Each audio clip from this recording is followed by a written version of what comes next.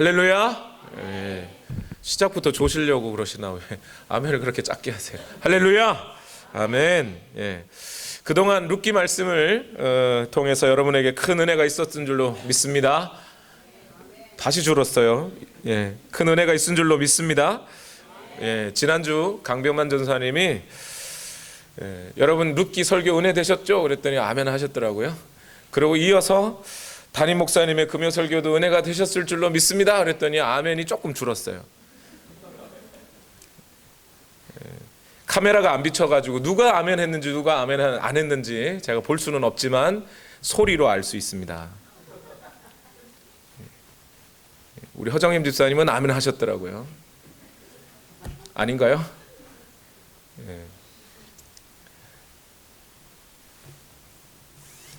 저도 우리 전도사님들, 목사님들 설교에 큰 은혜가 됐습니다.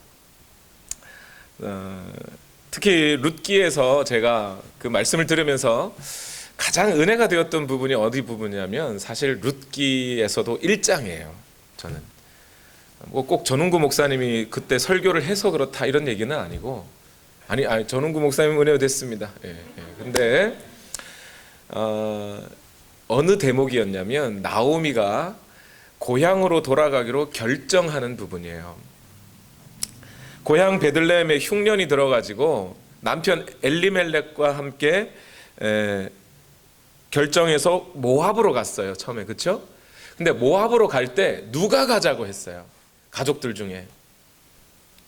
룻기 들으셨잖아요. 룻기. 아니 고향에서 베들레헴에 살다가 모압으로 가자고 한 게 누구냐고요? 나오미예요? 다시 읽으셔야 되는데 룻기 1장 1절을 보시면 베들레헴, 고향 베들레헴에 한 남자가 있었는데 이름은 엘리멜렉이었더라 하면서 고향의 베들레헴에 흉년이 들어 가족을 데리고 모압으로 갔더라 이렇게 얘기해요. 누가 결정했다는 거예요? 엘리멜렉이 결정했어요. 처음에 엘리멜렉이 결정해가지고 다 같이 고향을 떠나서 모압 땅으로 간 거예요. 거기 갔다가 남편 엘리멜렉 죽고 아들 말론과 기럧 죽고 며느리들만 남아있는 상태예요. 그런데 여러분 가만 한번 생각해 보세요. 그 모압 땅으로 갔을 때 엘리멜렉의 가정만 갔을까요? 이스라엘 백성들 중에 거기 기근이 들어서 흉년이 들어서 모압 땅으로 간 사람이 엘리멜렉의 가정만 있겠느냐 이 말이에요. 한국에 전쟁이 나서 미국으로 이민 오는 사람이 한 사람뿐입니까?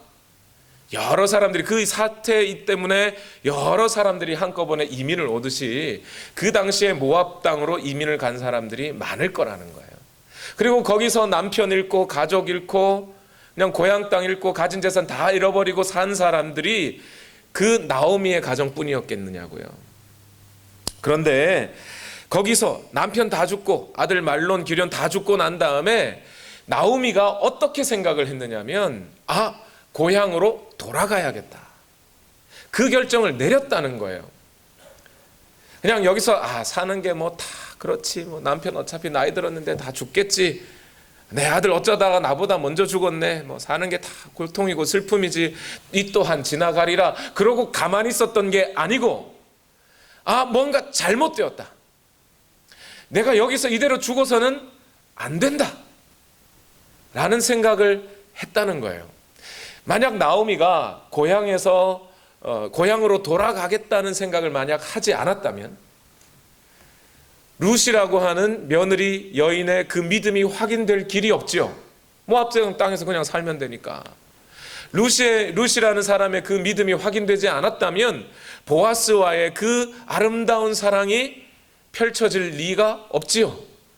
당연히 다윗과 이새의 할머니가 되는 그런 왕족의 가문이 생겨나는 일이 있을 수가 없지요. 그러니까 룻이 모압 땅에서 고향으로 돌아오겠다고 하는 이 결정, 이 생각이 나오미의 인생과 그 룻의 인생을 좌우했던 매우 중요한 결정이었다는 거예요. 그 땅에 모압 땅에 살던 이스라엘 사람들이 수없이 많았을 것임에도 불구하고 어떻게 나오미는 고향으로 돌아갈 생각을 했을까요? 거기에는 나오미가 내가 이대로 살 수 없다라고 하는 일종의 영적인 민감성을 가졌기 때문에 그런 거예요. 나오미가 고향으로 돌아오고 나서 룻기 1장 21절에 사람들에게 뭐라고 얘기하느냐면, 같이 읽어봅시다. 시작. 나는 가득 찬 채로 이곳을 떠났습니다. 그러나 주님께서는 나를 텅 비어서 돌아오게 하셨습니다. 주님께서 나를 치시고 전능하신 분께서 나를 불행하게 하셨는데 이제 나를 나오미라고 부를 까닭이 어디에 있겠습니까? 모압 땅에서 남편 잃고 가족 다 잃고 재산 다 잃고 텅 비어버린 것이, 나오미가 야, 인생 모든 사람들의 인생이 다 그래, 다 공수래 공수거야 하고 생각하고 주저앉은 게 아니고, 하나님께서 내 인생을 텅 비워내버리셨다, 하나님께서 나를 여기에 못 살게 가만 내버려 두지 않으셨다라고 하는 하나님의 뜻과 하나님의 의지를 기억하는 영적인 민감성이 있었다는 거예요. 그래서 나오미는 고향으로 돌아갈 결정을 했던 겁니다. 여러분, 저는 이 전도사님들과 목사님들의 설교를, 룻기 강의 설교를 들으면서 저는 또 제 설교를 또 해야 되니까 누가복음 본문을 또 묵상을 해야 되지 않습니까? 그 나오미의 그 영적인 민감성, 하나님의 은혜를 갈구하는 영적인 그 갈급함이, 그 나오미와 똑같은 그런 절박한 심정을 가진 한 사람이 오늘 본문에 등장한다는 걸 발견했어요. 누가복음 11장 5절과 6절 말씀 다 같이 읽어봅시다. 시작. 예수께서 그들에게 말씀하셨다. 너희 가운데 누구에게 친구가 있다고 하자. 그가 밤중에 그 친구에게 찾아가서 그에게 말하기를, 여보게 내게 빵 3개를 구워주게. 내 친구가 여행 중에 내게 왔는데 그에게 내놓을 것이 없어서 그러네 할 때에, 자, 여기 있는 이 비유의 이 사람이 자기 친구가 여행 중에 밤늦게 집에 왔단 말이에요. 이 사람을 도와주어야겠어요. 이따가 다시 말씀드리겠지만, 밤늦게 찾아온 이 사람을 도와주는 것은요, 단순히 내가 착하다, 내가 선심 썼다, 난 인심 좋은 사람이야, 정이 많은 사람이야, 이런 뜻이 아니에요. 이것은 하나님께서 이스라엘 백성들에게 나그네 대접하기를 즐겨하라 라고 하셨던 율법의 말씀에 순종하여 이루기 원하는 마음이에요. 이스라엘 백성들은 원래가 유목민족이었지 않습니까? 그러니까 자기 자신도 오늘 밤 어디에 잘지, 어디서 내 등을 누일 수 있을지 모르는 인생을 살던 사람들이에요. 그렇기 때문에 다른 나그네 된 친구가 찾아왔을 때 그들을 도와주는 것은 바로 나 자신을 돕는 것과 똑같은 이치가 되는 거예요. 그래서 하나님께서는 이스라엘 백성들에게 특별히 율법 가운데 나그네들을 대접하는 것을 아주 명령화 시켜버렸어요. 명문화 시켰어요. 그래서 이스라엘 백성들은 이것을 하나님의 뜻을 이루는 것으로, 부지간에 하나님을 또는 하나님의 천사를 대접할 수 있다는 생각을 가지고 이 일을 했던 거예요. 그러다면 그만큼 절박한데, 그렇게 하나님의 뜻을 이루고 싶은데, 하나님의 명령에 순종해내고 싶은데 뭐가 없어요? 내게 빵이 없어요. 내게 텅 비어버렸어요. 이때 이 사람이 그냥, 야, 나한테는 집이 없으니까 저 옆집에 큰 집에 가가지고 그 친구한테 좀 달라 그래, 그 집에는 좀 남았을 거야, 이렇게 말하지 않았다는 얘기예요. 이 사람은 지금 절박한 겁니다. 하나님의 뜻을 이루어내기에 절박한 거예요. 그래서 간절히 간구하고 있는 거예요. 바로 그러한 사람에게 하나님의 역사가 이루어지고 있음을 오늘 예수님은 비유를 통해서 말씀하고 계신 거예요. 제가 지난 주 동안 메릴랜드에 있는 한우리 교회에서 부흥회를 인도했습니다. 이번 집회는 사실 제가 저에게 부흥회 부탁이 왔을 때 가부간에 제가 거절할 수 있거나 한 게 애시당초 아니었던 것 같아요. 아니었습니다. 무조건 가야 될 집회였던 것 같아요. 우리 교회 사정도 매우, 제가 한 주 비우기가 마음이 좀 허전하고 힘들고 그래요. 사실 부흥회 가서도 교회 오늘 성도님들 오셨을까, 또 마음에 시험 드신 분들이 회복되셨을까, 그것 때문에 마음이 사실 여기 다 와 있었어요. 한 주 비운다는 게 그렇게 쉽지 않습니다. 그럼에도 불구하고 부흥회를 가야 하는 이유가 있었어요. 제가 뭐 그렇게 부흥회를 자주 다니는 사람도 아니고 또 부흥 강사로 유명한 사람도 아닙니다. 그런데 저에게 그 부흥의 인도를 부탁해 주셨을 때 그 교회의 사정을 쭉 보니까요, 지난 그 교회가 이번에 부흥회를 한 이유가 41주년 감사 예배예요. 감사 주간이에요. 창립 기념일 주간이에요. 교회가 생겨난 지 40년 됐어요. 뭐 이런 말씀 드렸더니 어떤 분들은 목사님 개척교회 간 게 아니네요 그러시더라고요. 예, 개척교회 간 거 아니에요. 예, 그 말뜻 속에는 무슨 의미가 담겨 있는지 잘 모르겠지만 40년 정도 된 교회입니다. 그런데 작년에 이 교회가 큰 어려움을 닥쳤어요. 그래서 40주년 감사 예배를 하나님께 드리지를 못했습니다. 그래서 41주년 이제 되어서 감사 예배를 드리겠다고 하면서 부흥회를 한 거예요. 그런데 교회가 너무 큰 일이 있었고, 그러다가 새로 목사님이 그 교회에 부흥회에 왔는데, 그 목사님이 여러분도 잘 아는 목사님, 우리 교회 섬기던 목사님이세요.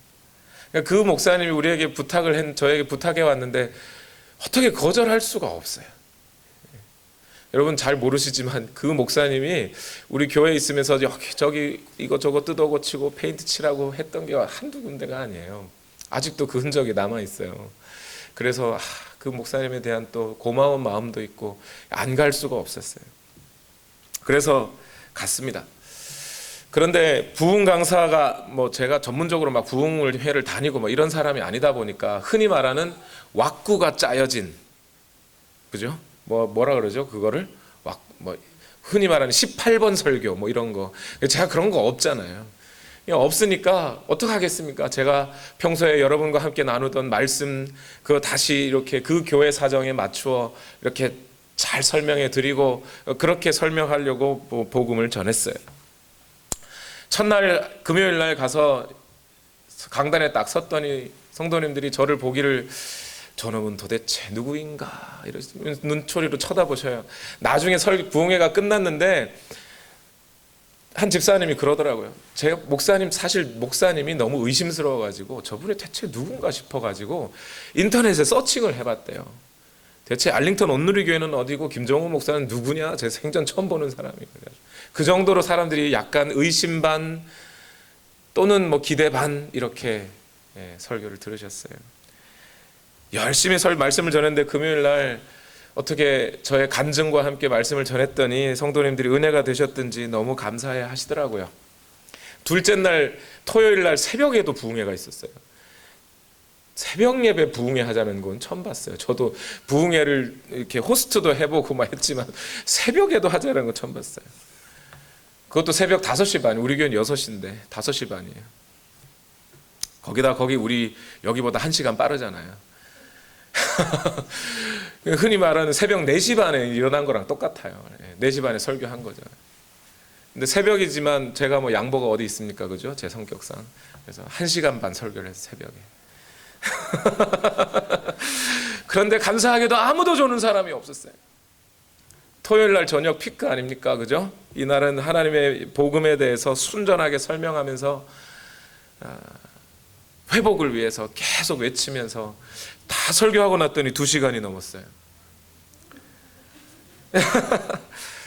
울음바다가 되더라고요. 감사하게도 성도님들이 마음의 회복을 경험하시고 그리고 주일날 됐습니다. 주일 대예배 설교하고 또 주일날 저녁 그날이 또 감사 예배 하면서 임직식이 있었어요. 그래서 임직식 설교를 또 1시간 했지 않습니까? 그날은 또 주일 저녁이라 그런지 주변 교회에서 어떻게 소문 듣고 여러분이 또 찾아오셔가지고 제일 많이 모였던 날인 것 같아요. 주일 저녁이. 그러고 주일날 이제 다 끝났구나 싶은데 갑자기 목사님이 찾아와서 목사님 앵콜을 한 번 더 하셔야겠다고. 제가 선교단 하면서 앵콜 곡은 노래는 불러봤는데 앵콜 설교는 해본 적이 없어요. 화요일 새벽까지 앵콜 설교를 하고 화요일 밤에 돌아왔어요. 그런데 그 부흥회를 인도하면서 거의 대부분의 성도님들이 저에게 부흥회가 끝나고 했던 이야기가 공통된 것이 한 가지가 있어요. 목사님, 우리가 여기 살면서 이렇게 은혜 받아보긴 처음입니다. 제 잘났다는 얘기를 하는 게 아니에요. 여러분 잘 들어주세요. 여러분 그쪽에 한국인들이 더 많아요. 여기보다. 가게 가봤더니 뭐 다 한국 사람들이더라고요. 여기는 한인 가게 가봐도 뭐 베트남 사람, 중국 사람이 많잖아요. 근데 거기는 그렇지 않아요. 거긴 다 한인들이에요. 가게도 많고 뭐 월마트만큼은 아니고 그로서리 할 만큼의 한인 가게 마트들도 몇 개씩 있어요. 주변에 한인들이 그렇게 많아요. 그곳에 바로 옆에 제가 갔던 바로 옆 교회가 미국에서 그래도 가장 크다는 침례교회가 있는 교회예요. 거기에 얼마나 많은 강사들이 왔다 갔겠습니까? 그리고 그 교회도 부흥회를 많이 했던 교회예요. 그런데 목사님, 말씀 자체에 대한 은혜가 이렇게 있어 본 적은 처음입니다. 그래요. 다른 어떤 걸 빼놓고 하나님의 말씀에 대한, 하나님의 은혜에 대한 갈급함이 성도들에게 있더란 말이에요. 영적인 민감함이 있더라는 거예요. 우리 인생이 내가 여기서 이렇게 끝날 게 아닌데, 나의 예배 생활이 왜 이렇게 침체되어 버렸을까? 내 영혼은 왜 이렇게 갈급한 걸까? 나는 그전엔 처음에 예수님을 믿었을 때는 죄에 대해서 그렇게 민감했는데, 나는 왜 이제는 어떤 죄를 지어도 내 마음에 가책이 느껴지지 않아? 내 마음에 성령께서 슬퍼하시고 근심하던 것이 강력하게 느껴질 때가 엊그제 같은데, 이제는 내가 어떤 상황에 어떤 생각을 하고 어떤 잘못을 저질러도 성령이 내게 가책을 주시지 않아. 내가 지금 영적으로 침체했구나. 영적으로 갈급하다고 하는 것은 나오미와 같이 영적인 민감함이 있다는 증거예요. 그 영적인 민감함 때문에 영적인 갈급함도 함께 오는 거거든요. 그래서 그 사람들에게 하나님의 복음을 그냥 증거하다 보니 제가 뭐 할 줄 아는 내 언변이 뛰어나지가 않습니다. 제가 그냥 복음을 있는 그대로 설명한 것뿐이에요. 그런데 성도님들이 그렇게 은혜를 받으세요. 영적인 민감함들 때문에 그래요. 그 민감함이 영적인 갈급함을 낳고 그 갈급함 속에 복음을 그냥 전했더니 다 은혜가 되는 거예요. 그렇게 복음을 전하면서 저는 저 스스로 생각했어요. 우리 교회는 문제가 없는가? 똑같은 설교를 여기서도 하고 거기서도 하는데 우리 교회에서는 그런 갈급함이, 그런 변화가, 영적으로 채워짐이 일어나고 있는가? 우리 교회는 그렇게 예배와 기도를 사모하고 있는가? 그 떡 세 덩이가 절실히 필요해서 밤에조차, 한밤중에라 그랬어요. 그냥 밤에, 저녁에가 아니라 한밤중에라 그랬어요. 그 한밤중에 친구의 집을 찾아가야 할 만큼 그런 하나님의 말씀을 향한 절실함이 오늘 우리 교회 성도들 가운데 있는가? 여러분, 겉으로 보기에 또는 아무리 조건이 좋은 교회라 할지라도 그런 영적인 민감함, 감수성과 영적인 갈급함이 없는 교회는 하나님 보시기에 결코 좋은 교회가 되지 못해요, 여러분. 요한계시록에 나와 있는 7 교회들을 보세요. 어떤 교회가 칭찬을 받고 어떤 교회가 꾸중을 들었나? 니네는 왜 아직 예배당 건물을 짓지 못했니? 그러면서 꾸중하지 않으셨어요. 니네는 왜 아직 성도 수가 1000명이 되지 못했니? 그러면서 꾸중하지 않으셨어요. 너희는 왜 너희 가운데 찾아오는 하나님의 말씀을 거짓으로 가르치는 그러한 자들을 분별해내지 못하고, 그러면서 그 영적인 감수성이 없는 것에 대하여 꾸중하셨다는 말입니다. 하나님이. 여러분의 심령도 마찬가지예요. 여러분, 여러분 내면에 하나님의 말씀을 향한 갈급함이, 하나님의 임재를 향한 갈급함이 얼마나 있느냐 이 말입니다. 여러분,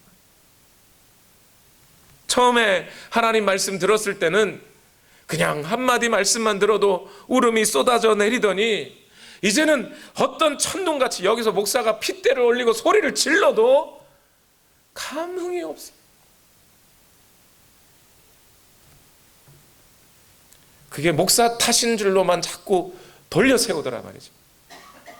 목사가 워낙 얼마나 설교를 못했으면 소리만 빽빽 지르지 나한테는 아무런 감동이 안 돼. 그렇게 말하는 당신이 영적인 감수성이 이미 둔해져 버렸다는 걸 알아셔야 돼요. 성령이 충만할 때는 그냥 내 입술에서 거짓말만 나와도 살 떨려 그러더니 이제는 거짓말을 밥 먹듯이 하면서 예배 나가기 싫은 핑계를 이런저런 핑계 저런 핑계 수도 없이 다 돼도 오히려 예배 빠지는 것이 뭔가 특권이나 된 양, 내가 특권을 갖고 있으니까 예배를 빠져도 되는 것이냐, 뭔가 멋있는 양, 야 니네는 아직도 그렇게 주중 예배 다 드리냐, 아직도 그렇게 고리타분하게 예수 믿냐, 고지곳대로 예수 믿냐, 나처럼 좀 해봐 하는 마음 생각 가지고 살아가는 것이, 그것이 뭐 잘하는 것이냐 생각하고 있는 것은 아닌지. 내 입술에 찬양이 흘러나올 때는 언제고 이제는 내 입술에 원망과 불평이 가득 차 있고 내 행동에서 사람들에게 은혜가 끼쳐질 때는 언제고 이젠 내 마음에서 내 행동에서 비판과 사람들을 향한 냉대가 내 몸에 자리 잡아도 그게 그렇게 나쁜 줄도 모르고 살아가고 있는, 이제는 이런 현상들이 너무나 당연한 것 같이 살아가고 있다면 여러분, 이것만큼 심각한 게 없어요. 나오미가 모압 땅에서 죽어가던 그 상태로 죽게 돼버리는 거예요. 그러면서 저는 사무엘이라고 하는 선지자를 생각하게 됐습니다.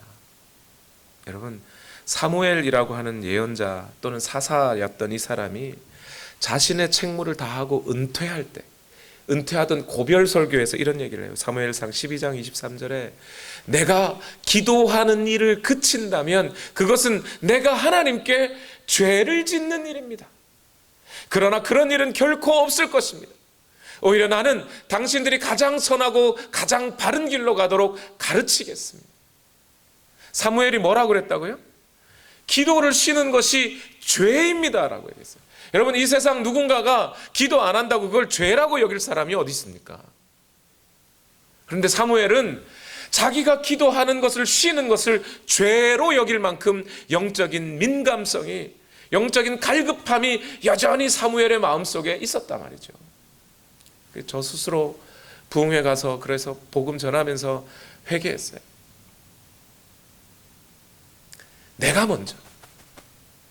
먼저 이 영적인 감수성들을 회복해야 되는 거구나. 어느샌가 목사가 됐으니까 그냥 예배라고 하는 것이 당연한 것처럼 오늘도 말씀 전해야 되나, 이게 아니라 하나님의 말씀을 전하기 위해서 강대상까지 뛰어 올라갔다고 하는 어떤 설교자들처럼 그렇게 영적인 갈급함과 감수성을 내가 유지하고 있어야 되는 거예요. 그래야 우리 교회가 하나님 앞에 회복되는 거구나. 하나님 앞에 회개하며 기도했어요. 여러분도 오늘 예배 가운데 여러분 안에 그런 영적인 민감함들이 생겨나기를, 다시 회복되기를 예수님 이름으로 축원합니다. 성령께서 여러분의 마음을 그렇게 부드럽게 만들어 주실 줄로 믿습니다. 우리 크게 아멘 하십시다. 아멘. 그래야 돼요, 여러분. 그 사람이 살아있는 사람이에요, 여러분. 이리 찔러도 저리 찔러도 생선이 눈 흐리멍텅하게 해가지고 가만히 있으면 그건 살았으나 뭐 한 거예요? 죽은 거예요. 근데 슬쩍 건드리기만 해도 파닥탁 뛰면 그게 살아있는 거죠. 성도의 삶이 그래야 되지 않겠습니까? 또 한 가지, 갈급함 자체도 중요해요. 영적인 갈급함이 있다는 것, 예배를 소망하고 기도를 소망하는 그런 마음이 있다는 것도 중요한데 무엇에 갈급하냐도 중요해요. 오늘 본문이 그것을 말해주고 있는데요, 여러분. 그런데 오늘 본문은 오늘 한국 교회 가운데 매우 잘못 해석되는 경우가 많아요. 오늘 비유의 말씀 뒷부분에 뭐라고 되어 있냐면 구하라 찾을 것이요, 문을 두드리라 열릴 것이요, 뭐죠? 구하라 찾을 것이요, 뭐 아무튼 그게 있잖아요, 그죠? 그러니까 사람들이 뭐라고 생각하냐면 무조건 이거 하면 된다, 할 수 있다, 그런 것으로 해석해 가려고 해요. 그러면서 기도만 해, 그럼 다 이루어져, 이런 식으로 해석됩니다. 자식 이기는 부모 없다 그랬잖아. 하나님 앞에 간청하라고, 끈질기게 내달리라고. 구하면 얻는다니까. 야곱을 봐. 하나님과 씨름해서 이긴 자야. 그 야곱같이 살아야지. 이런 식으로 설교되고 있단 말이에요. 그런데 그렇게 설교하는 것은요, 여러분, 진짜 잘못된 해석이에요. 정반대의 의미예요. 이것은, 이런 해석은 하나님께서 마치 우리에게 주실 복을 하나님이 감추어뒀다가 달라 그러면 주시는 무슨 심술궂은 심술쟁이, 개구쟁이인 것처럼 보이게 만들어요. 끈질기게 매달려야만 주시는, 그렇지 않으면 안 주시는 나쁜 분처럼 하나님을 묘사해버려요. 지금 하나님이 그런 분이 아니라니까요. 오늘 본문이 설명하고 있는 것은 하나님이 얼마든지 주실 분이란 말입니다. 그런데 중요한 것은 뭘 주시느냐 이 말이죠. 한 번은 제가 리더십 세미나에 들린 적이 있습니다. 가서 은혜 받았다기보다는 들렀어요. 이렇게 표현하는 이유가 있습니다. 그 리더십 세미나의 주제가 뭐냐면 21세기 교회의 리더십은 어떤 리더십이 되어야 하는가. 한마디로 servant leadership이 되어야 된다. 섬기는 리더가 되어야 된다는 얘기예요. 그 말은 당연한 것이고 감사하게 받아들였어요.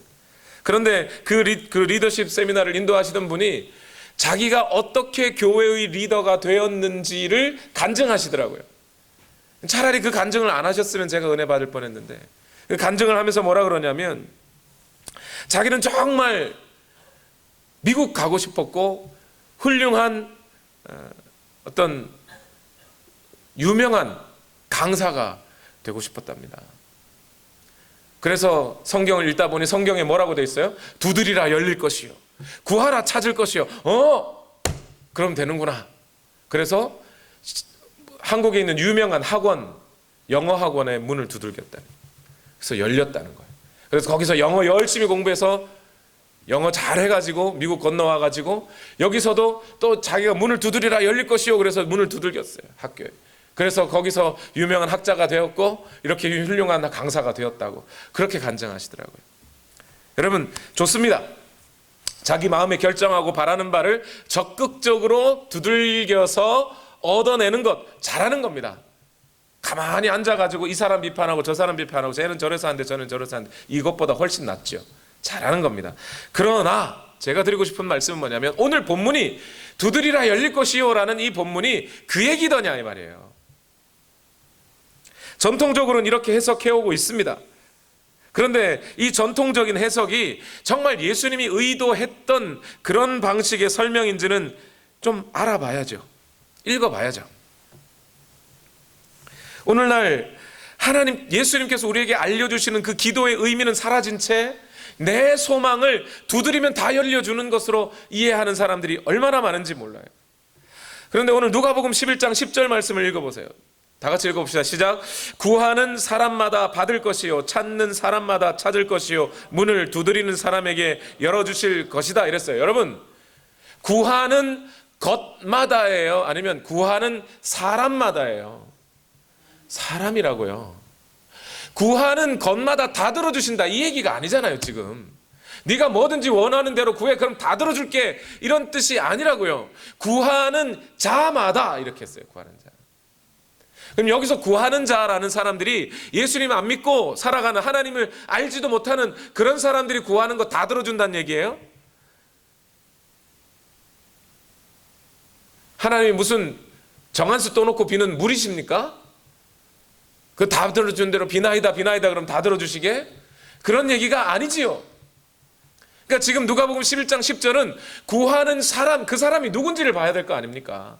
누가 구하느냐 이 말이에요. 그 누구에게 지금 예수님이 말씀하고 계시냐고요. 이건 관계성에 대한 얘기잖아요. 지금 예수님이 누구에게 이 말씀을 하고 계시죠? 누가복음 11장 1절에서부터 시작되었던 말씀이잖아요. 오늘 본문이, 그죠? 큰일 났네. 요즘 관심이 없어지고 있어요. 처음부터 세게 얘기해서 그런가? 좀 더 관심을 가지셔야 돼요. 전후 문맥을 봐야죠, 그죠? 처음에 지금 이 이야기가 어떻게 시작됐습니까? 예수님의 제자 한 명이 예수님께, 예수님 기도를 가르쳐 주십시오, 그러고 시작된 거잖아요. 그리고 예수님이 제자들에게 그러면 너희도 이렇게 기도하여라 이랬어요. 그러면 예수님이 그러고 알려주셨어요. 기도해야 할 내용을. 그러면 그 기도의 내용은 누가 해야 되는 기도예요? 예수님이 해야 되는 기도예요? 예수님의 제자가 해야 되는 기도예요? 제자가 해야 되는 기도예요. 그러니까 저는 오늘 이 예수님이 하시는 이 기도를 우리는 보통 주기도문 그러는데 이 이름을 바꿨으면 좋겠어요. 제자 기도문 그러든지 아니면 성도 기도문이라든지. 그러니까 제자들이 해야 할 기도라는 얘기예요. 주기도문 그러니까 주님이 하신 기도라고 생각하니까 그냥 읊고 말아요. 제자들이 반드시 해야 할 기도예요. 그 제자들이 해야 할 기도의 내용에 간구를 5가지로 요약해 주셨어요. 그죠? 처음에 2가지는 선언, 나중 3가지는 간구. 뭐 그렇게 해도 되고 5가지인데 첫 번째가 뭐였습니까? 아버지, 그 이름을 거룩하게 하시옵소서. 2번째가 뭐였어요? 그 나라를 오게 하여 주십시오. 3번째가 뭐였습니까? 일용할 양식을 주십시오. 4번째가 뭐였어요? 죄를 용서하여 주십시오. 5번째가 뭐였습니까? 시험에 들지 말게 하옵소서. 이 5가지를 예수님이 기도하라라고 알려주셨단 말입니다. 그런데 이 제자들이 이 5가지 기도를 해야 되는데 에드워드 슈바이처 말고요, 알버트 슈바이처 말고 에드워드 슈바이저라고 하는 신학자가 있어요. 이 사람이 했던 이야기가 뭐가 있냐면 예수님이 알려주신 이 5가지 기도의 제목을 가만히 들여다봤더니 처음 3가지는 마치 예수님이 성령에 이끌려 시험을 받으실 때의 그 3가지 시험의 내용과 일치하더라. 순서는 바뀌어 있어도, 그죠? 떡 달라, 그죠? 하나님의 영광을 위하여 살라, 그죠? 이런 3가지가 똑같더라. 그리고 4번째 기도 제목이 뭐였습니까? 우리 죄를 용서하여 주옵소서. 우리의 부족함을 고백하고 시험에 들지 않기 위하여 기도하며 우리 이 세상에서 죄 용서함 받기를 원하는 그 내용이 결국 예수님의 시험의 결론과도 같더라. 그렇죠? 중요한 관찰입니다. 매우. 무슨 얘기냐면 예수님이 오늘 우리에게 기도하라라고 해주셨던 그 5가지의 기도의 내용은 모두가 다 무엇과 관련이 있냐면 오늘 우리 모두 성도들의 영적인 삶, 그 영적인 실제와 관련이 있다는 거예요. 오늘 여러분의 기도의 제목들을 한번 생각해 보세요. 오늘 지난 한 주간 하나님 앞에 무릎 꿇고 기도한 것들 중에 여러분 어떤 기도의 내용들이 들어가 있었어요? 하나님의 나라의 임함에 관한 관심들이 거기에 있었습니까? 선교와 전도와 영혼에 대한 관심이 여러분들이 있으셨냐 이 말이에요. 하나님 나라의 하나님의 이름이 높아지는 것에 관한 관심이 있으셨나요? 일용할 양식을 주옵소서. 여기서 일용할 양식을 달라는 것은 매일매일 하나님의 도우심으로 하나님의 인도하심 속에 그 역사 속에 살아가겠습니다 하는 그 고백이잖아요.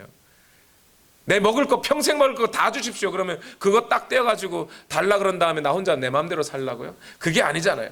매일매일 하나님이 공급하시는 그 현실 속에 살아가고 싶습니다. 그 고백이잖아요. 그런 고백들이 있으셨습니까? 죄를 용서해달라는 기도 있으셨습니까? 죄가 뭔지도 모르고 살아가고 계셨던 건 아닙니까? 그런 분들 계시더라고요. 직장에서 사기쳐가지고 남의 돈 떼먹고 공금을 횡령한 분들이 그리스도인이라고 그래서 재판에 소송당하잖아요.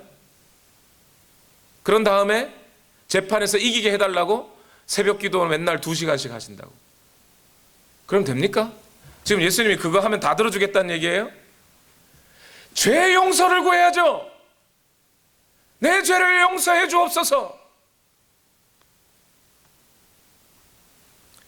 예배를 소홀히 하는 내 모습을 보고도, 기도를 소홀히 하는 내 모습을 보고도, 말씀에 민감하지도 않은 나를 보고도 살려주십시오라는 말도 안 나오는 그런 상황이 돼서야 되겠습니까?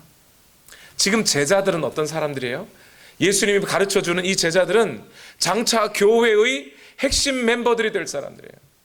그들의 말씀이 전해져서 다른 사람들이 구원을 받아야 할 사람들이에요. 그 사람들이 제자들이었단 말입니다.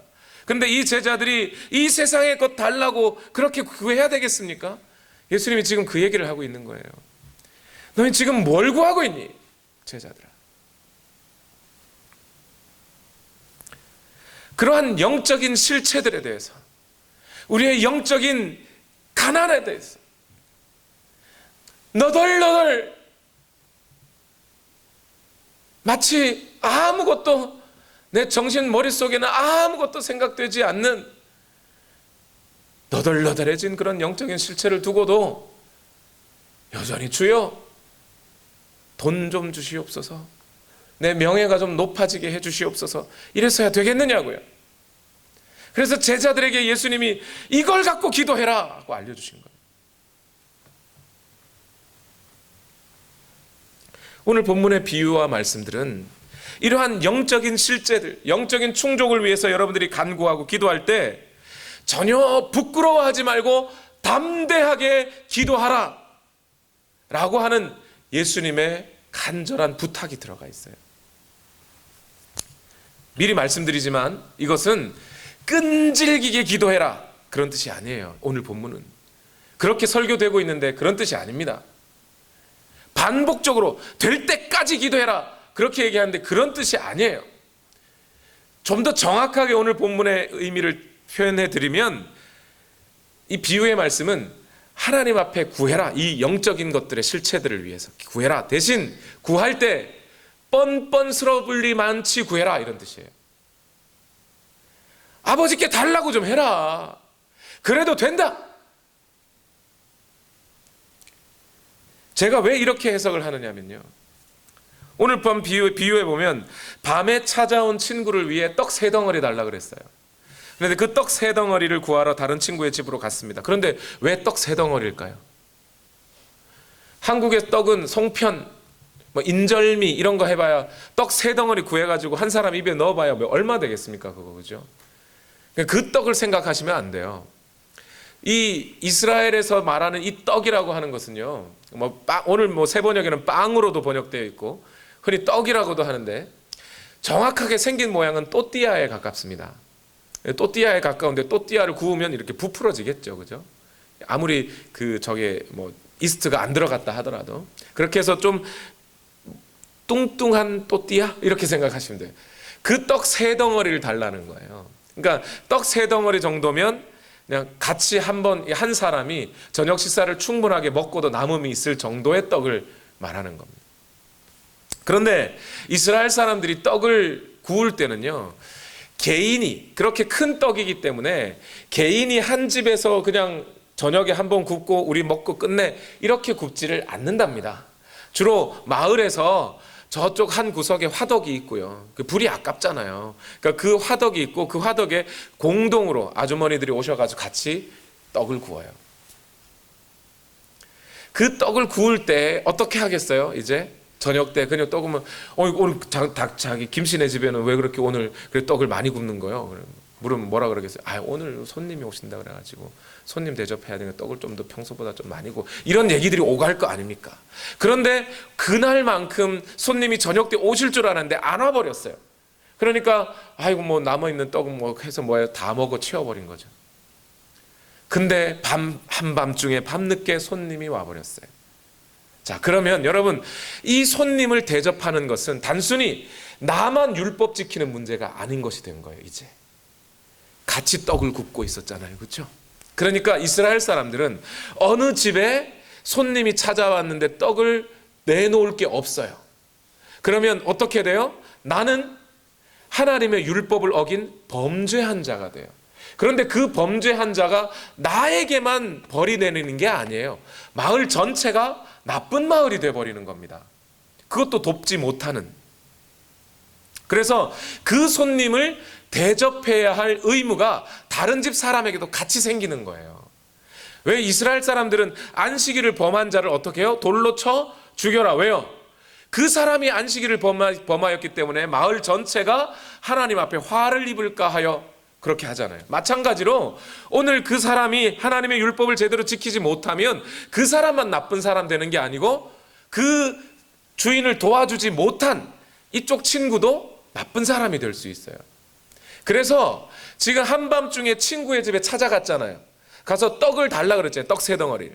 그러면 그 떡 3덩어리를 주는 것은 단순히 친구로서 호의라서 주는 게 아니에요. 떡 3덩어리 달라고 간 이 사람은요, 이 주인은 마치 뭐 하러 간 것과 똑같으냐면 선교하는데 너도 돈 내 하면서 돈 내라고 하러 간 것과 마찬가지예요. 선교라는 게 목사 혼자 하는 거 아니지 않습니까? 선교사님 혼자 하는 거 아니잖아요. 하나님의 모든 백성들이 함께 해야 할 의무잖아요. 그렇기 때문에 이스라엘 백성들은 그것을 같은 공동의 의무로 여겼다는 거예요. 이해하시겠죠? 그래서 예수님이 이 사람이 떡을 달라고 했을 때 그 친구됨을 인하여 주지는 않을지라도 이렇게 했어요. 너 친구니까 주는 거 그런 거 아니죠. 아니고 대신에 그 강청함을 인하여, 세번역에서는 졸라됨을 인하여 이렇게 되어 있는데 정확하게 번역하면 여기서 아나이데이안이라는 단어를 썼어요. 헬라어. 이 아나이데이안이라는 단어는 무슨 뜻이냐면 담대함, boldness와 부끄러움 없음을 합친 말이에요. 영어에는 이것에 해당하는 단어가 없어요. 한국말에는 있어요. 뭐예요? 뻔뻔스러움. 그 뻔뻔스럽게 달라고 하는 것. 돈 내놔. 너 지금 우리 집에 손님 온 거 몰라? 너 지금 줘야지. 안 그러면 너 우리 같이 하나님 앞에 범죄하는 거야. 하면서 뻔뻔스럽게 달라고 하니까 주는 거라 이 말이에요. 이미 아이들하고 문 잠그고 누웠어요. 그런데 일어날 때 어떻게 될 거라는 거예요. 아이들과 함께 문 잠그고 누웠다는 얘기는 내가 일어나면 아이들이 깬다 말이죠. 이거 얼마나 귀찮은 일이에요. 요즘 갓난아기들 놓으신 우리 목사님들, 전도사님들 그거 깨면 밤을 또 못 자잖아요. 잠을. 그럼에도 불구하고 떡을 내놓는 이유는 하나님의 뜻이 이루어지게 하기 위하여 어쩔 수 없이 그 강청함을 인해서 뻔뻔스럽게도 달라고 하니까 주더라. 그런 뜻입니다. 이 주인은 목적이 있어요. 하나님이 말씀하시는 좋은 이웃이 되겠다는 것, 하나님의 뜻이 이루어져야 하겠다는 것, 하나님의 율법에 순종해야 되겠다고 하는 그 분명한 목적을 가지고 비록 잠자리에 든 친구라도 가서 달라고 했다는 거예요. 그렇게 해서 갖고 오라는 거죠. 그러한 비유 다음에 예수님이 이 말씀을 하셔요. 누가복음 11장 9절과 10절 말씀 다 같이 읽어봅시다. 시작. 내가 너희에게 말한다. 구하여라. 그리하면 너희에게 주실 것이다. 찾아라. 그리하면 찾을 것이다. 문을 두드려라. 그리하면 너희에게 열어 주실 것이다. 구하는 사람마다 받을 것이요 찾는 사람마다 찾을 것이요 문을 두드리는 사람에게 열어 주실 것이다. 이랬잖아요. 이 얘기가 뭐겠습니까? 하나님의 이름이 높아지기를 원합니다. 하나님의 나라가 여기에 임하기를 원합니다. 우리에게 일용할 양식을 주십시오. 우리의 죄를 용서하여 주십시오. 우리를 시험에 들지 말게 하여 주십시오라고 하는 이 영적인 갈급함과 영적인 실제들을 향한 그런 간구들을 하나님께 아뢰을 때 뻔뻔스럽게도 달라고 해라. 담대하게 좀 달라고 해라. 하나님이 그거 안 주실 분이 아니고 주려고 기다리고 계신 분이다. 오늘 너희에게 가장 필요한 것도 이것들이니 이것 좀 달라고 기도해라. 그 얘기예요 지금 예수님이. 구하는 자마다 얻을 것이요 찾는 자마다 찾을 것이다. 누가요? 제자들이. 예수님의 제자들이 이런 거 구해서 달라고 해란 말입니다. 그 일들을 해야, 그러한 마음들로 살아가야 그리스도인답게 살아가는 거 아닙니까? 이거. 예수님의 마지막 말씀은 원래 마태복음에도 동일한 말씀이 있어요. 그런데 사람들이 마태복음은 많이 인용하는데 누가복음의 이 예수님의 말씀은 잘 인용 안 해요. 이유가 있어요. 사람들이 잘 이해를 못해서 그래요. 마태복음 7장 9절에서 11절에 너희 가운데서 아들이 빵을 달라고 하는데 돌을 줄 사람이 어디에 있으며 생선을 달라고 하는데 뱀을 줄 사람이 어디에 있겠느냐. 너희가 약해도 너희 자녀에게 좋은 것을 줄 알거든 하물며 하늘에 계신 너희 아버지께서 구하는 사람에게 좋은 것을 주지 아니하시겠느냐. 이렇게 돼 있어요. 마태복음에는요. 사람들이 다 마태복음을 인용해요. 왜 그럴까요? 마태복음에는 빵을 달라고 하면 돌을 주겠으며 생선 달라고 하면 뱀을 주겠느냐 이렇게 돼 있고, 누가복음에는 생선 달라고 하면 뱀을 주며 달걀을 달라고 하면 전갈을 주겠느냐 이렇게 돼 있어요. 이 말은 금방 이해가 된다는 거죠. 그러니까 전갈이 이렇게 쫙 롤드 업 되면 이 달걀처럼 생긴답니다. 이 롤링 쫙 되면. 그러니까 그 얼핏 보기엔 달걀처럼 생겼나 보죠. 그것만 딱 이해하시면, 달걀 달라는데 전갈을 줄 아버지가 있다 없다? 없다. 그렇죠? 그런 사람은 절대 없다. 예수님 말씀이 그 얘기예요. 근데 그 다음 말이 이해가 안 돼요. 마태복음에는 하물며 하늘에 계신 너희 아버지께서 구하는 자에게 좋은 것으로 주려고 하지 않겠느냐, 이건 이해가 된단 말이죠. 그러니까 거기를 많이 인용하는데, 누가복음에는 구하는 자에게 성령을 주시지 않겠느냐 이래 버렸어요, 예수님이. 그러니까 사람들이 성령, 그거 뭐 그렇게 좋은 것 같지가 않단 말이에요, 자기에게. 그러니까 사람들이 성령을 주시지 않겠느냐, 이 말은 잘 안 해버려요. 인용을 안 해버려요. 여러분, 애시당초 하나님께 기도하여 무엇인가 얻는 것을 나의 개인적인 이득으로 이해하신 분들은 이 말씀을 이해 못하게 돼 있어요. 애시당초. 오늘 누가복음의 이 세팅 자체가, 이 말씀의 세팅 자체가 공동체적이에요. 예수님의 제자가 예수님께 뭐라 그랬죠? 예수님, 침례 요한도 제자들에게 기도를 가르쳐 주는데, 선생님, 우리도 요한처럼 선생님께서 좀 이렇게 기도를 좀 가르쳐 주셨으면 좋겠습니다 이랬잖아요. 지난주에도 말씀드렸지만 그게 왜 그런 거냐면, 그 당시 어떤 공동체가 있으면 공동체의 선생님이 공동체의 제자들에게 우리 공동체는 바로 이런 공동체야라고 하는 그 공동체의 정체성과 공동체의 사명을 기도문에 담아 알려줬단 말이에요. 침례 요한도 우리 요한 공동체는 이런 공동체야 하면서 그 정체성과 사명을 기도문에 실어서 알려줬어요. 바리새인들이 매일마다 18번씩 외우는, 8번씩인가요? 외우는 기도문이 있었어요. 그 기도문을 통해 나는 바리새인이다, 나는 바리새인이다 이렇게 했단 말입니다. 그러니까 제자들이 예수님에게, 예수님, 우리 예수님의 제자 공동체는 어떻게 살아야 할지 그 기도문을 좀 알려주십시오 이렇게 얘기했다는 얘기예요. 그 예수님의 제자 공동체, 다시 말해서 교회가 어떻게 살아가야 할지에 대한 그 정체성과 교회의 사명이 무엇인지를 예수님은 그 기도문 속에 넣어서 알려주셨단 말이죠. 그런데 그렇게 간구하고 하나님의 나라가 임하는 일을 위해, 하나님의 이름이 영화롭게 되는 일을 위해, 이 세상에 일용할 양식을 얻어가는 일들을 위해, 죄 용서 받는 일을 위해, 시험 당하지 않기 위하여 기도하는 그 모든 일을 위하여 간구하는데 내게 떡이 있어요, 없어요? 없단 말입니다. 내게는 그 하나님의 나라가 이루어질 자료가 없어요. 내게는 하나님의 이름이 영화롭게 될 만한 재료가 내게는 없어요. 그러니 어떻게 하라고요? 하나님께 구하라는 겁니다. 달라고 하라는 거예요. 뻔뻔스럽게로 구하라는 거예요. 그러면 무엇을 선물로 주시겠다? 성령을 주시겠다는 거예요.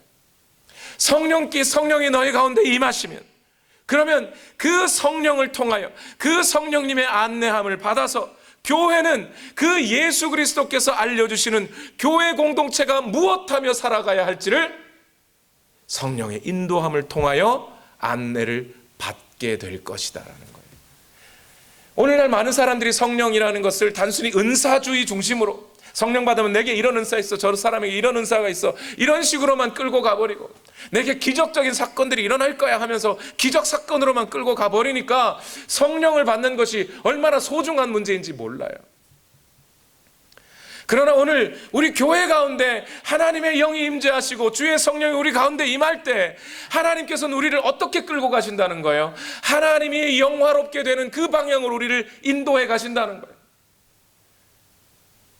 하나님의 나라가 이 땅에 임하여 영원히 회복되고 선교와 전도가 이루어지는 그 방식대로 하나님은 우리를 이끌어 가실 거라는 거예요. 성령께서 일용할 양식을 주옵소서 할 때에도 단순히 내가 먹고 사는 문제만이 아니라 매일매일의 삶에서 하나님의 역사를 경험하며 살아갈 수 있도록 해주시겠다는 거예요. 그것이 성령이 임하시는 것의 유익입니다. 그것은 단순히 한 개인에게만 이루어진다는 게 아니에요. 모든 하나님의 공동체에, 교회 가운데 그 일들이 이루어져 갈 것이라는 거죠. 그러니 오늘 예수님의 이 말씀들을 종합하면 어떻게 됩니까? 여러분, 이 세상 그 어떤 것보다 먼저 여러분의 영적인 실제들을 위하여 기도하십시오. 여러분의 영적인 그 갈급함들을 위해 기도하세요. 내 영혼은 너덜너덜해져서 거짓 신세를 면하지 못하면서도 당장 내 병 고쳐주십시오, 내게 돈 좀 주십시오 이러고 있지 말고, 오늘 저와 여러분이 예수 그리스도의 제자라면 나의 이 영적인 가난을 채워주십시오 하고 기도 좀 하시라고요. 그 기도 좀 하시라고요. 뻔뻔스러울 만큼 기도 좀 하시라고요. 그리고 우리 교회와 공동체의 문제를 위해 기도 좀 하시라고요. 나 혼자 성령 받고 끝나는 게 아니에요. 여러분, 성령께서 성경에 성령께서 어디에 임하셨다라는 구절들을 보세요. 거의 대부분 공동체 위에 임하십니다. 여러분 혼자 어디 떨어져가지고 저 산 꼭대기 올라가지고 혼자 기도한다고 성령 받는 게 아니에요, 여러분. 공동체가 함께 움직여야 되는 거예요. 그러니 오늘 여러분, 저와 오늘 여러분의 삶에서, 여러분 솔직히 우리 인생 뭐 얼마나 깁니까? 70년, 80년 남들하고 똑같이 먹고 살다가 죽으면 그건 뭐 그렇게 중요한 좋은 인생입니까? 그 그리스도인다운 인생인가요? 그리스도인다운 인생은 우리의 단 한순간이라도, 우리 인생의 아니 단 하루만이라도 하나님의 뜻이 우리를 통해서 이루어지고 우리를 통해 영원히 살아날 수 있고 하나님의 나라가 임할 수 있다면 그 그리스도인으로서 얼마나 행복하고 보람된 일을 산 겁니까? 그거 한번 살아보자는 거예요. 우리 시간 다 같이 기도하십시다. 우리 시간 다 같이 우리 힘차게 우리 찬송하실 때에 성령이여 임하소서, 오늘 우리의 심령 가운데 주의 성령이 임하셔서 하나님의 은혜와 능력으로 충만한 삶을 살아내기를 원합니다. 이 세상 그 사람들이 놀릴 만큼 가진 것 아무것도 없어도 좋으니 오늘 하나님의 은혜로, 하나님의 능력으로, 하나님의 임재로, 성령의 충만함으로 나를 채워주시옵소서. 이것이 오늘 그리스도인들이 살아가야 할 영적인 실제이오니 주여 나를 인도하여 주옵소서. 우리 이 소망을 가지고 우리 다 같이 힘차게 고백하며 찬송합니다. 성령이여 임하소서, 성령이여 임하소서, 메마른 나의 심령 위에 주님의 은혜의 단비 내려 날 흠뻑 적셔 주옵소서. 주의 권세 주의 능력 지금 이 시간 임하셔서 악한 권세 모두 깨뜨리고 주님 나라 임하소서. 영광 할렐루야 할렐루야. 예수의 이 피가 내게 승리 주네, 구원이 되시네. 할렐루야. 예수의 이름이 능력되네, 소망이 되. 성령이여 임하소서, 성령이여 임하소서, 메마른 나의 심령 위에 주님의 은혜의 단비 내려 날 흠뻑 적셔 주옵소서.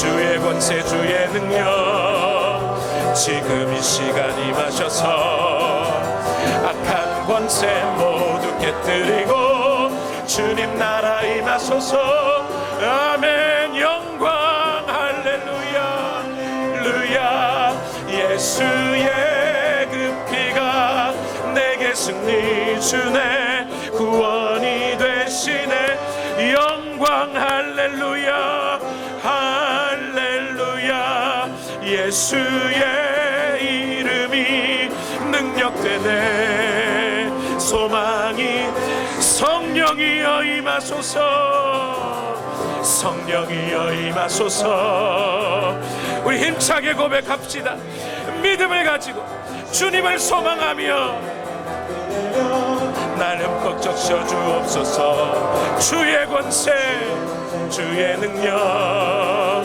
지금 이 시간 임하셔서 악한 권세 모두 깨뜨리고 주님 나라 임하소서 영광 할렐루야 할렐루야 예수의 그 피가 내게 승리 주네 구원이 되시네 영광 할렐루야 예수의 이름이 능력되네 소망 전심으로 영광 할렐루야 할렐루야 예수의 그 피가 내게 승리 주네 구원이 되시네 아멘 영광 할렐루야 예수의 이름이 능력되네 구망이 되시네 할렐루야 우리 시간 다 같이 함께 기도합시다 하나님 오늘 우리가 하나님의 뜻을 교회를 향한 하나님의 사명을 이루어 나가기 위하여 주여 오늘 우리에게 하나님의 영으로 충만케 하여 주시옵소서 뻔뻔스럽게 구해도 되는 것 여러분 영적인 민감성을 가지고 이 시간 기도하십시다 우리의 영적인 회복을 위해 기도하십시다 우리의 예배의 삶에 감동이 넘겨지게 하여 주옵소서 오늘 우리의 기도의 삶 가운데 하나님의 말씀을 향한 소망이 있게 하여 주옵소서 한순간 한 단어 1.1에게 하나님의 말씀이라도 가슴 떨리며 들을 수 있는 그런 심령 되게 하여 주시옵소서 오늘 우리의 심령에 하나님의 통치가 이루어져 주인 되신 하나님이 주인 되신 삶이 회복되게 하여 주옵소서 오늘 우리의 심령 가운데 이 부흥이 일어나게 하여 주시옵소서 우리 다같이 주여 한번 외치고 합심하여 통성으로 기도합니다 주여 살아계신 하나님 오늘도 하나님의 은혜로 채워주시옵소서 하나님의 말씀이 오늘도 우리 가운데 임하기를 원합니다 주여 역사하여 주시옵소서 오늘 우리 시간 하나님 앞에 서서 주의 말씀을 향하여 달려가는 우리 모두에게 하나님의 은혜로 충만케 하여 주시옵소서 주여 오늘 우리에게 하나님의 은혜로 채워지기를 원합니다 주의 말씀이 오늘 우리를 인도하여 주시기를 원합니다 아버지 우리의 심령을 붙들어 주시옵소서 하나님 인도하여 주시기를 원합니다 주의 말씀이 오늘 기도의 삶이 회복되게 하여 주옵소서 오늘 우리 성도들의 예배가 회복되기를 원합니다 말씀에 흔들리는 마음 그 말씀에 두렵고 떨리는 마음을 주시옵소서 하나님의 말씀을 하나님의 말씀으로 받아들이는 우리 성도들 되기를 원합니다 주여 오늘도 역사하여 주시옵소서 하나님의 권능이 오늘 우리 가운데 임하기를 원합니다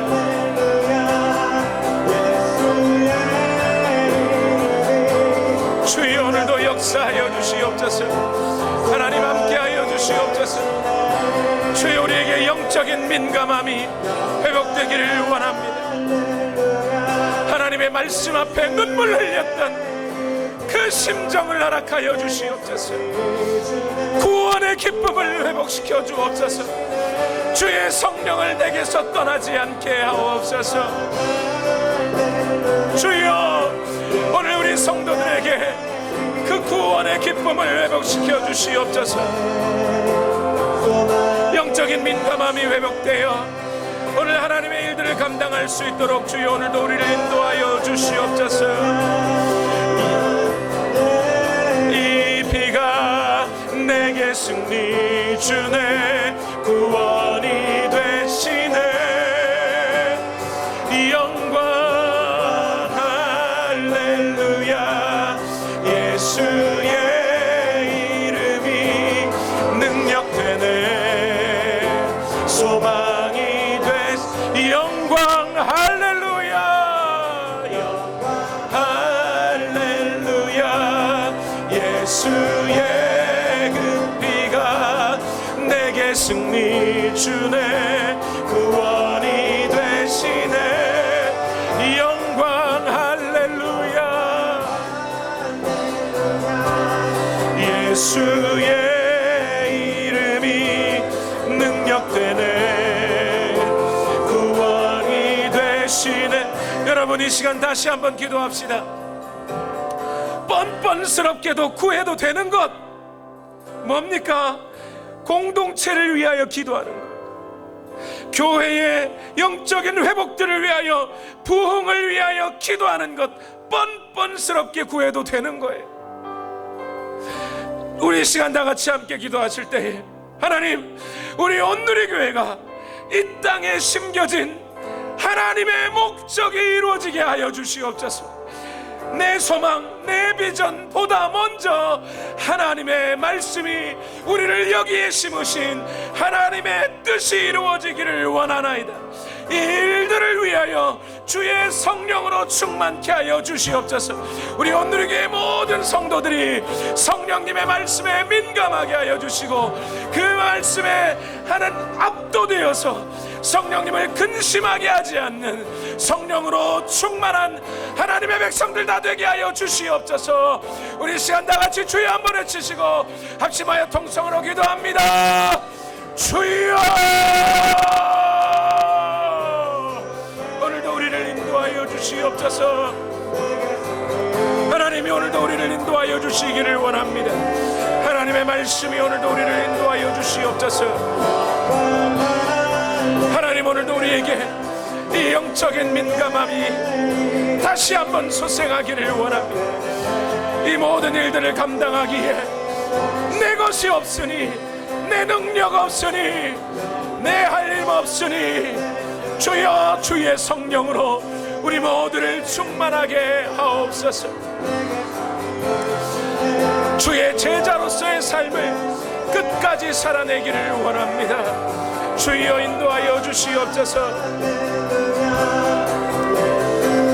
오늘 우리의 모든 삶을 주관하시는 하나님, 오늘도 역사하여 주시기를 원합니다.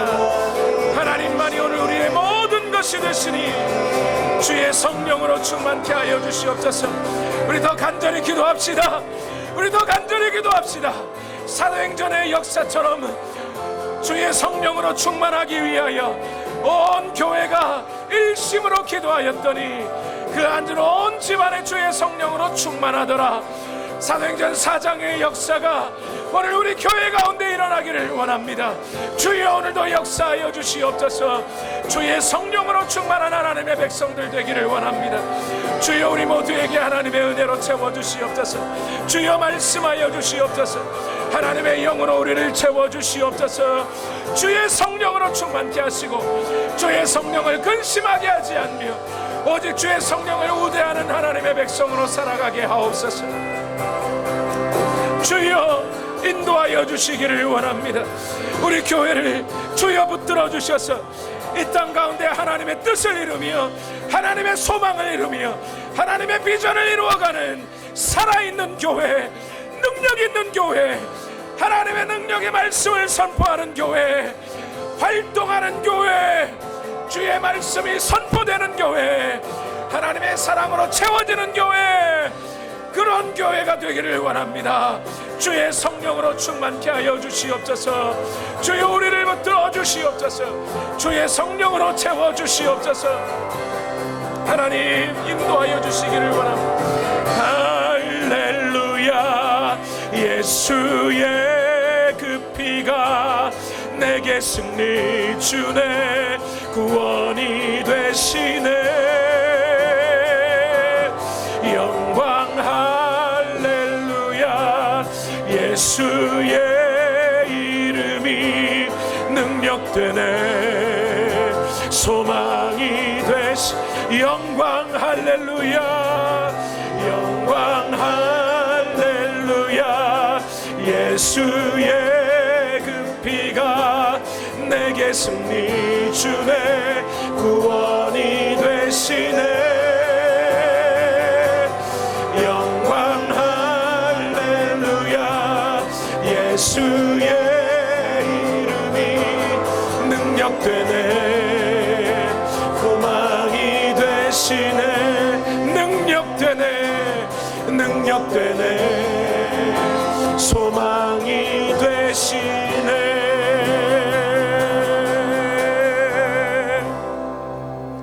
살아계신 하나님, 우리 온누리교회를 붙들어 주십시오. 하나님의 뜻을 이 땅에 펼쳐가기에 우리의 것이 아무것도 없습니다. 빈털터리입니다. 그런데 오늘 예수님의 간구처럼 뻔뻔하리만치 구하라 하셨기에 구합니다. 우리 모든 성도들 영적인 민감함을 회복하고 주의 성령으로 충만하여져서 이 땅에 하나님의 역사를 펼쳐가는 하나님의 능력 있는 교회로 우리를 사용하여 주시옵소서. 우리의 것과 우리의 이름 드러내지 아니하고 오직 살아계신 하나님만 높여지는 교회, 이 지역과 이 땅에 하나님의 나라가 임하도록 쓰여지는 교회, 이 땅에 수많은 하나님의 백성들이 매일매일 살아계신 하나님을 경험할 수 있도록 우리 자신을 내어드리는 교회, 서로를 용서함으로 주님의 죄의 용서함을 받는 교회, 이 세상의 악한 사단의 권세가 틈타지 못하도록 시험 들지 않는 교회,